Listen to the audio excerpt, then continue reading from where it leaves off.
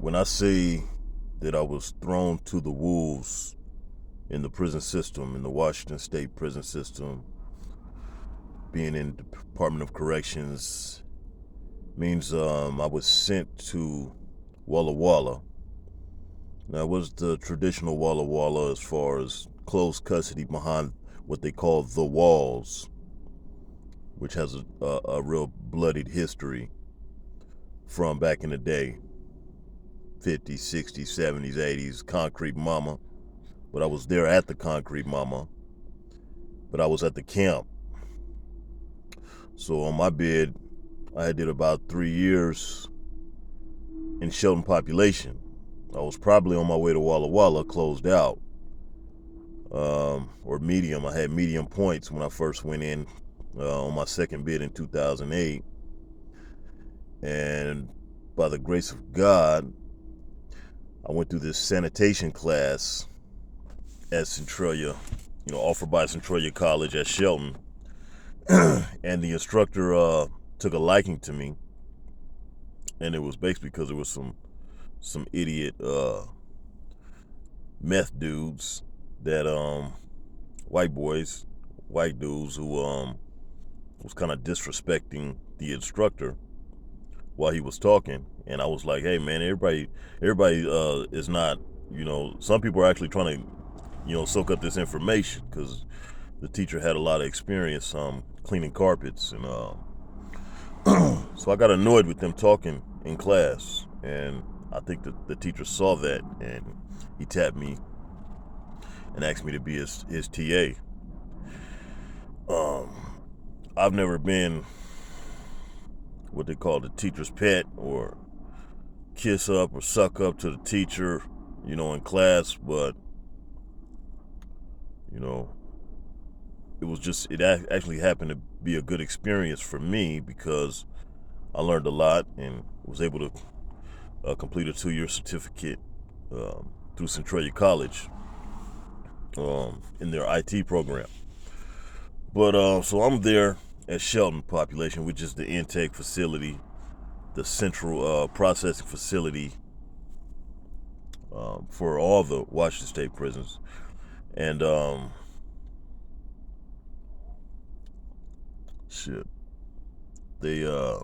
my counselor calls me in the office and said, guess what? You're going to the only prison that besides that in Clallam Bay, the only prison I didn't want to go to, which was Walla Walla. You're being transferred to Walla Walla. Funny. And she had a smile on her face, the counselor, when she said it. So I'm heated because I don't have no family over there, really. I had a couple family members, but I didn't get no visits from family that were there when I was out there. And so but there was nothing I could do. She said, you're being transferred to Walla Walla. So it ended up being a blessing in disguise. But when I first got there, they put me in a cell with the dude that I call Benny the Barbarian Booty Slayer. And he was a lot bigger than me. He's from Insane. It wasn't good history between where I'm from and where he was from. But he ended up being from the town, so we got along. But we ended up, it ended up being all right, But at first he tried to test me. Talk about, hey, little homie, you can't be up in the cell all day doing whoop-de-woo. You can't be up in here. You got to clean the cell or something. You can't just, because I stayed in one time from yard. I was depressed. I didn't want to talk to nobody, want to see nobody. I was pissed off that they sent me out there, where I didn't have a whole lot of family support. So, so he tried to push a line on me.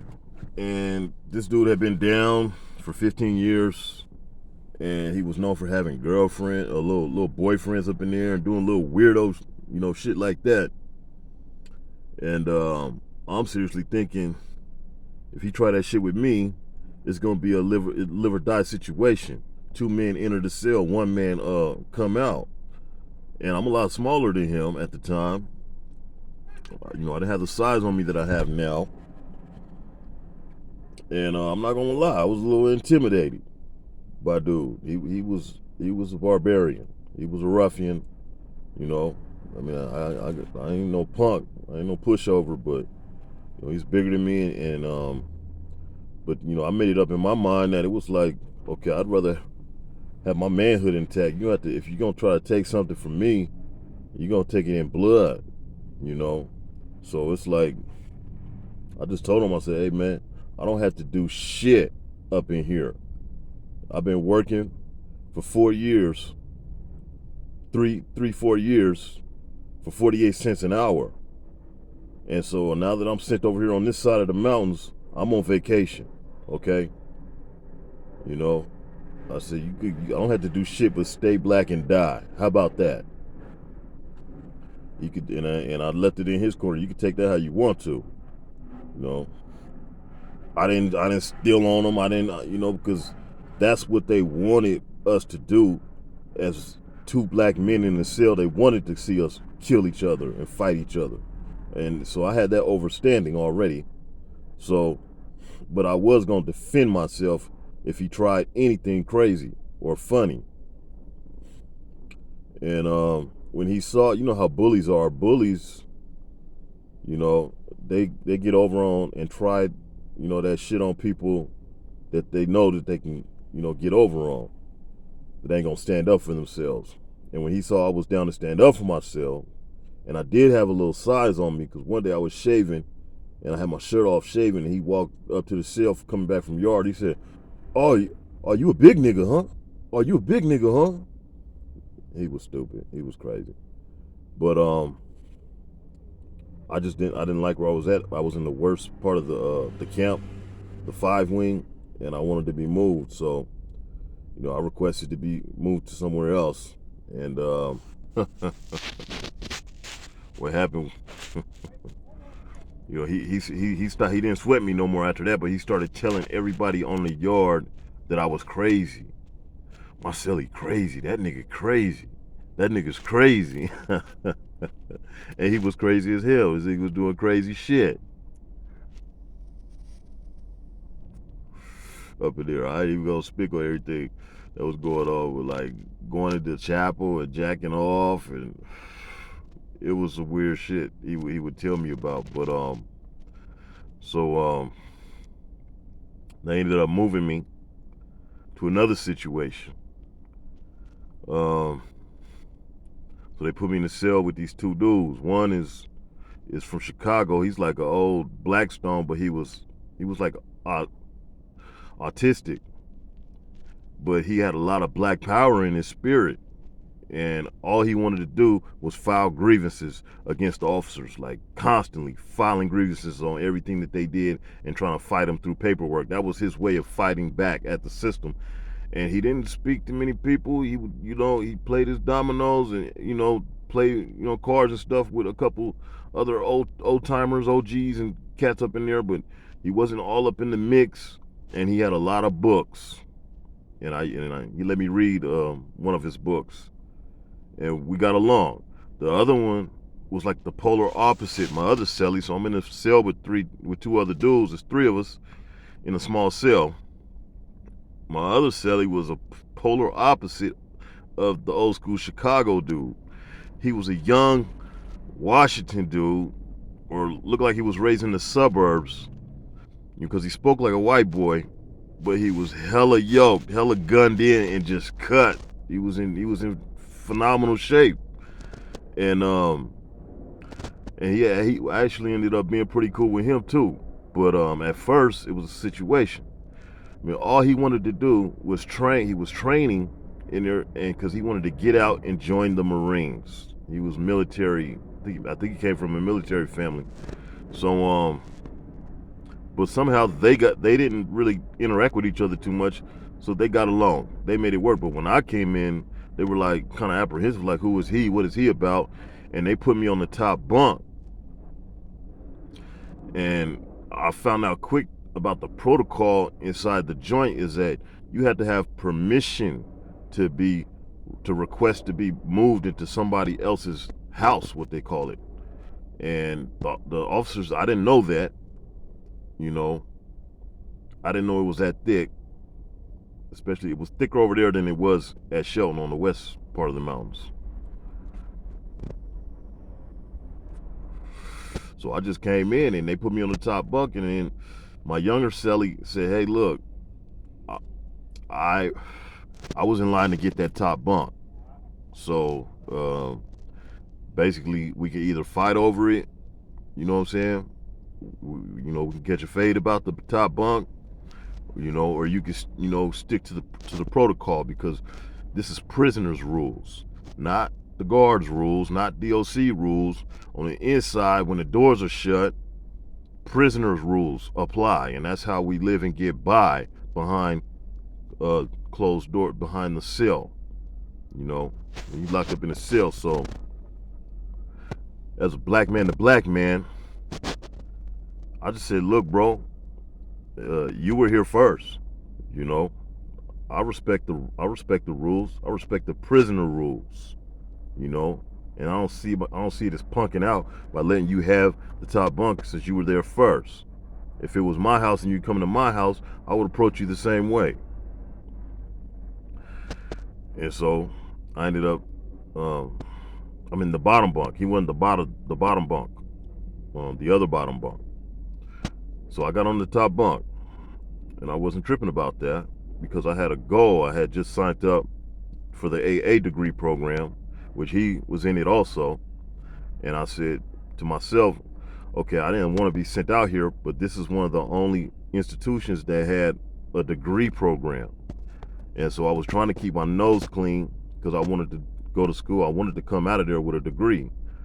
So fighting over a top bunk, especially two black men trying to kill each other over something so minor and menial, and it was beneath me. Here comes a train.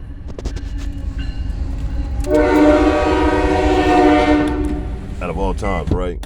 Waiting for connection. But yeah. So I ended up passing the degree program, and he ended up going to the hole, and he didn't get his degree. And we ended up being cool, and he came to me later on, and he said, look, bro, you got a cooler head on your shoulder. You know what I'm saying?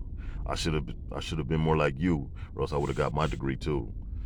Because I don't know, he went to the hole over something stupid, which almost happened to me too. But by the grace of God, I was able to do my program and not get into conflicts that jeopardize my release date. Even though there was some hairy situations, some times where I kind of lost my cool, but by the grace of God, I was able to get through it. But I'm just saying, they put me in there with somebody who had a homicide, who was a killer. Now, I was in there on a Rob 1. So, but at the same time, they kind of knew the Barbarian booty slayers. They knew his get down, and they knew his background and his record and stuff. And they didn't consider that when they put me in the cell. So it's like, you can't expect for the guards or the system to protect you in there, because there was also times like when I got sent back from work release for they caught me with a cell phone. I was just looking at it. It was somebody else's cell phone. And as soon as I was looking at my first time on Facebook when I came home, when I was getting released in 2015, a staff walked by at the work release and saw me with a cell phone, and I had to go to a hearing, and I ended up getting sent back to prison to finish the last 4 months of my sentence, and something like that, 4 months, and I lost all my custody points, so I was like 3 months to the gate, 3-4 months to the gate, and when I went back to prison, got sent back to prison, they put me at a long-term medium facility because of my points. So I'm on a yard with people that got 50, 60 years to do, and I'm about to get out in 3 months. So I didn't want to come to the yard. I didn't want to function with the car and, partners from where I was, were the homies that was where I was from. I came out and I said hello, but I'm like, shoot, I'm just trying to ride these little months out. I'm almost to the gate. I got to talking to one of the homies from the town, and he seemed like a cool dude. We chopping it, from the town, and I was excited. I was like, man, I'm about to get out, man. Hey, when is your man? When you getting out of here? And then that's when he looked at me and said, man, I got like 60 something years left, man. He said, I got action on appeal though, and I was out of pocket for asking when his release date was, but I kind of got caught up, But that was another thing, another way that they sent me to, they sent me to the wolves, basically. They try to set you up to fail, by putting people who are short to the gate and putting them on the same yard with people that got life, people that don't have no hope of getting back out, So why would you do that? Even if I had got sent back from work release, that should have never happened. Being on the yard with people that got that much time to do. The Washington State Department of Corrections and the state is really fucked up for that, and that's part of they don't care. They don't care. They didn't care about that, Yeah. So yeah, that's how I got thrown to the wolves, expected to fail. So it was a lesson learned, and anybody that's never been to the joint and wonder what it's like, a lot of it is fending for yourself. You got to be self-confident, and just because I may have been, from a certain neighborhood or rode with certain homies, those same homies weren't around. In fact, I was getting negative information about some of my homies, and they're looking at me like, well, isn't that your homie who did this and that? And if it was something that I didn't agree with, if there was proof about it, and that's not my partner, like, no, that's not my homie. Because my homies don't do shit like that. You know what I'm saying? It's certain jackets that I'm not gonna wear because somebody else is wearing them that I know. And I don't agree with everything, because there is a code of honor on the inside, and that's how we actually survive and get along every day, because men have a code of honor amongst themselves, regardless of what the inside of the institution or the rules of the prison system, of that institution, of that correctional facility, might try to put on how things should be. It's really up to the men to conduct themselves like gentlemen and like honorable men, instead of like uncivilized animals and cowards, But by the grace of God, I was moved out of that cell. I got into a cell with a good Christian brother. Was going to church, was going to the chapel, wasn't hiding behind the church. Just because I feel like I need spiritual enlightenment and feel like I need a higher power to help me improve my life doesn't mean I'm hiding behind a pulpit or a Bible. It doesn't mean I won't stand up for myself. There's no shame in seeking spiritual guidance, But some people do go to church to hide, for protection from who they was out on the streets, And that's some coward functioning right there. But yeah, that's all I got to say. They sent me to the wolves. They threw me to the wolves, baby. But I'm out here, and I survived it. So I feel like I needed to share that. All right then. Peace.